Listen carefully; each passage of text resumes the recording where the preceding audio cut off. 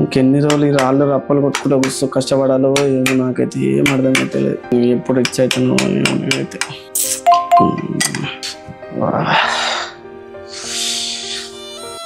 నెలంతా కష్టపడితే 5,000 జీతం వచ్చిందిరా నాయన. రాళ్ళు కొట్టి రప్పలు కొడితే అయ్యా అయ్యా భగవంతుడా, వచ్చిన 5,000 కూడా ఇట్లా కట్ అయిపోతే నేను రిచ్ అవ్వడం ఎలా తండ్రి? దేవుడా నన్ను రిచ్ చేస్తావా లేకపోతే ఇప్పుడే చచ్చిపోవాలా నేను?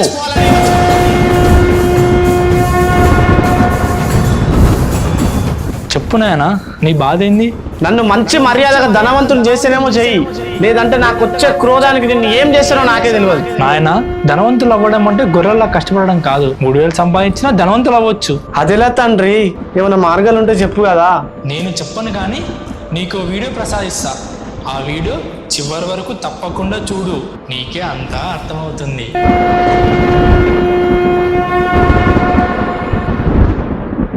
ఎంత సంపాదించినా మనీని సరిగ్గా మేనేజ్ చేయలేక సఫర్ అవుతున్నారా? అయితే Venu Kalyan life and business coach conduct చేస్తున్న how to become financially free in a strategic way workshop కి క్రింద డిస్క్రిప్షన్ లో ఉన్న లింక్ ని క్లిక్ చేసి అటెండ్ అవ్వండి. మీ శాలరీ 10,000 అయినా లేకపోతే 50,000 అయినా ఇవన్నీ మ్యాటర్ చేయవు. ఓన్లీ మ్యాటర్ ఏంటంటే మీరు ఎంత money end of the day save చేస్తున్నారండి. ఒకవేళ సేవ్ చేసిన అమౌంట్ తక్కువ ఉన్నా లేదా జీరో ఉన్నా మీకు మనీ రూల్స్ తెలియవని అర్థం. ఇదే కాదు, మీరు మనీ ఎక్కువ సంపాదించకపోయినా, సంపాదించి సేవ్ చేయకపోయినా, మనీ నుండి మనీ జనరేట్ చేయకపోయినా, డబ్బులు ఎలా వస్తాయి అని అర్థం కాకపోయినా సరే ఈ వీడియోని స్కిప్ చేయకుండా చూడండి. ఈ వీడియోలో నేను మీకు 5 ఇంపార్టెంట్ మనీ రూల్స్ గురించి షేర్ చేస్తాను. దాని తర్వాత మీ మైండ్ సెట్ చేంజ్ అవ్వడం గ్యారంటీ. హలో అండి, నేను మీ Venu Kalyan life and business coach. First of all thank you so much for clicking on this video. అన్నిటికన్నా ముందు డబ్బులు ఎలా జనరేట్ చేయాలో చూద్దాం. How wealth is generated. Hard work చేస్తే మనీ వస్తుందని మీరు అనుకుంటే పప్పులో కాలేసినట్టే. వీక్లో 7 days ఒక రెస్టారెంట్లో హార్డ్ వర్క్ చేసి చూడండి, మీరు ఎప్పటికీ రిచ్ అవ్వలేరు. రిచ్ అవ్వాలనంటే, వెల్త్ క్రియేట్ చేయాలనంటే ఈ 3 ఇంపార్టెంట్ క్వశ్చన్స్కు ఆన్సర్ తెలుసుకోవడం మర్చిపోకండి. నెంబర్ 1 ఏం చేయాలి, నెంబర్ 2 ఎవరితో పాటు చేయాలి, నెంబర్ 3 ఎప్పుడు చేయాలని. ఈ 3 క్వశ్చన్స్కు ఆన్సర్ తెలుసుకోవడం చాలా ఇంపార్టెంట్. హార్డ్ వర్క్ అనేది డెఫినెట్గా మ్యాటర్ చేస్తుంది. కష్టపడకపోతే ఏది సాధ్యం కాదు. కానీ ఓన్లీ హార్డ్ వర్క్ చేస్తేనే రిచ్ అవుతారని ఎక్కడ లేదు. ఇప్పటి వరకు ఫస్ట్ క్వశ్చన్ ఏం చెయ్యాలి అనేది మీరు ఫిగర్ అవుట్ చేయకపోతే ముందు దాన్ని ఫిగర్ అవుట్ చేయండి. ఇది తెలియకుండా మీరు ఊరికనే హార్డ్ వర్క్ చేస్తే చివరికి మిగిలేది గుండు 0 మాత్రమే. నెక్స్ట్ పాయింట్ ను అర్థం చేసుకునే ముందు ఈ ఇంపార్టెంట్ థింగ్ ను క్లియర్ చేసుకోండి. అదేంటంటే ఇన్కమ్ ఇంకా వెల్త్ 2 సేమ్ కాదని.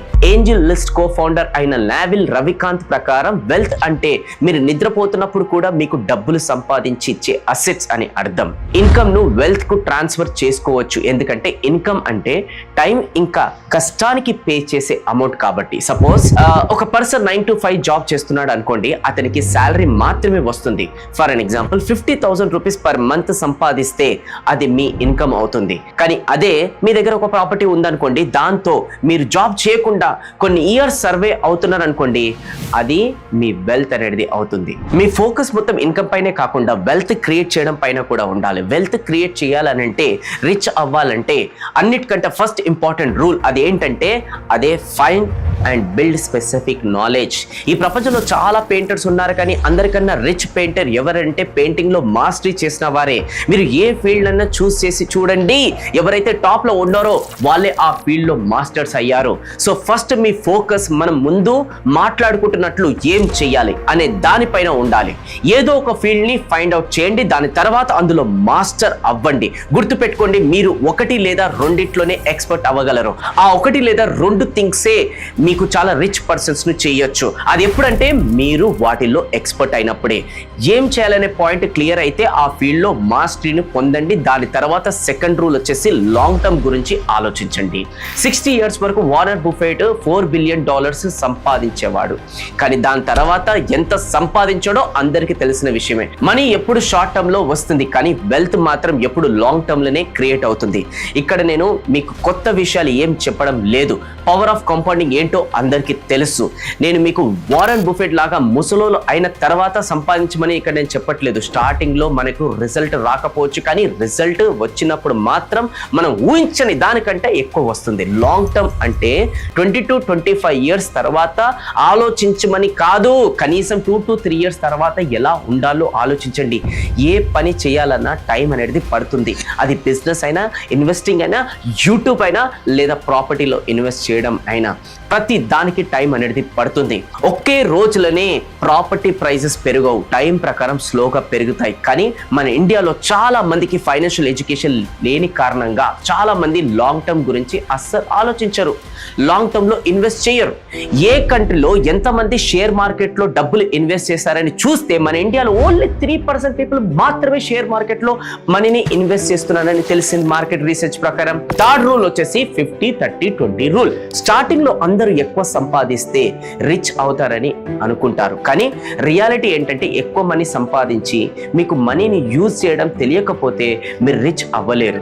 ఒక సాడ్ రియాలిటీ ఏంటంటే ఇండియాలో ఎంతమంది అయితే జాబ్ చేస్తున్నారో అందులో నుండి 80% ఆఫ్ పీపుల్ మంత్ ఎండ్ అవ్వక ముందే శాలరీని ఖర్చు పెట్టేస్తుంటారు. మరి దీనికి సొల్యూషన్ ఉందంటే ఉంది, అదే ఈ 50-30-20 రూల్. ఈ రూల్ ప్రకారం మీరు మంత్లీ ఇన్కమ్ ను 3 పార్ట్స్ లో డివైడ్ చేయాలి. For an example, me salary 20,000 అయితే మీరు దాన్ని 3 పార్ట్స్ లో డివైడ్ చేసుకోండి. Like 10,000, 6,000 and 4,000. అంటే 50%, 30% అండ్ 20% అన్నమాట. మీ శాలరీ ఫస్ట్ పార్ట్ వచ్చేసి 10,000 ను మీరు మీకు చాలా అవసరమైన వాటిపైన ఖర్చు పెట్టండి. లైక్ పిల్లల స్కూల్ ఫీజు కావచ్చు, గ్రాసరీస్, బిల్స్ లాంటి వాటిపైన ఫస్ట్ పార్ట్ ని మీరు ఖర్చు అనేది పెట్టండి. ఇక నెక్స్ట్ 30% లో మీ హాబీస్ ను ఎంజాయ్ చేయండి, లైక్ షాపింగ్, పార్టీస్, మూవీస్ లాంటివి. ఇక 20% రిమైనింగ్ పార్ట్ ఏదైతే ఉంటుందో దాన్ని సేవ్ లేదా ఇన్వెస్ట్ చేయండి, కానీ ఖర్చు అనేది పెట్టకండి. మీకు అనిపించవచ్చు ఓన్లీ పర్సనల్ నీడ్స్ కోసమే 70-80% కొన్నిసార్లు అయితే మొత్తం అవి స్పెండ్ అవుతుంది. ఇక హాబీస్ కోసం ఎక్కడి నుండి స్పెండ్ చేయాలి, ఇంకా సేవింగ్స్ ఎక్కడ చేయాలి, వచ్చిన డబ్బులు అక్కడికెక్కడికే పోతున్నాయి. అలాంటి వాళ్ళ కోసమే నేను చెప్పేది ఒకటే, అన్నెసెసరీ ఖర్చులు చెయ్యకండి. మీరు లక్షలలో సంపాదిస్తున్నప్పుడు మాత్రమే ఈ హాబీస్ని పూర్తి చేసుకోండి, కానీ ఇప్పుడు మాత్రం నెసెసరీ అయిన వాటిపైనే ఖర్చు పెట్టండి.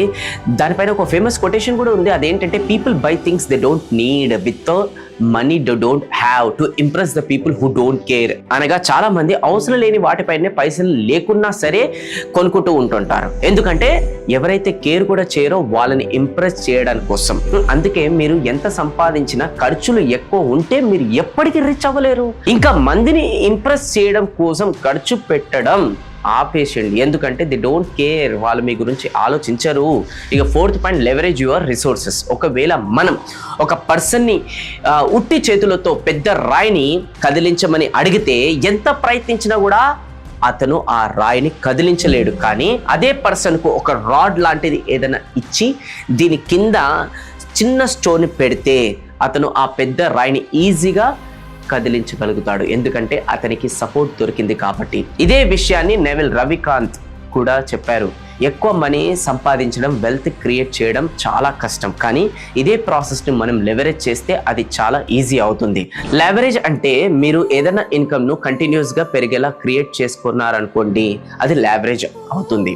లైక్ మీ బిజినెస్లో టాలెంటెడ్ పర్సన్స్ని హైర్ చేసుకోవడం, అడ్వాన్స్ టెక్నాలజీని యూజ్ చేయడం లాంటి ఎన్నో పనులు చేయడం ఇందులో వస్తాయి. అంతేకాదు, ఇప్పుడు మీరు ఏదైనా ఒక ప్రాపర్టీ కొన్నారు, ఆ ప్రాపర్టీ ద్వారా మీరు పని చేయకుండా కూడా మీకు డబ్బులు వస్తూనే ఉన్నాయి, అది కూడా లెవరేజ్ అవుతుంది. ఓకే, ప్యాసివ్ ఇన్కమ్ అనేది అన్ని కూడా లెవరేజ్ అని అంటారు అనమాట. తర్వాత మీరు ఇందులో తక్కువ ఎఫర్ట్స్ పెడితే సరిపోతుంది, రిజల్ట్స్ అనేది ఎక్కువ వస్తాయి, దాన్ని లెవరేజ్ అంటారు. చాలా మంది వర్క్లో చాలా ఎఫర్ట్స్ పెడతారు, కానీ వాళ్ళకు అంత ఆశించని రిజల్ట్స్ అనేది దొరకదు. కానీ వాళ్ళ వర్క్ ఈజీ చేసుకోవడానికి యూజ్ అయ్యే వాటి గురించి పట్టించుకోకుండా హార్డ్ వర్క్ చేస్తూనే ఉంటారు, అందుకే వాళ్ళకు రిజల్ట్ అనేది తక్కువనే దొరుకుతుంటాయి అనమాట. అంటే లెవరేజ్ లేదు, వాళ్ళు లెవరేజ్ పైన ఫోకస్ కూడా లేదు వాళ్ళకి, అందుకే పనిని లెవరేజ్ అనేది చేయండి. ఇక last 5th rule, how to be rich without being lucky. Rich అవ్వడానికి లక్ ఫ్యాక్టర్ కూడా ఉంటుందని చాలా మంది నమ్ముతారు. మీరు ప్రతిరోజు ప్రయత్నిస్తే లక్కీ అవ్వచ్చు.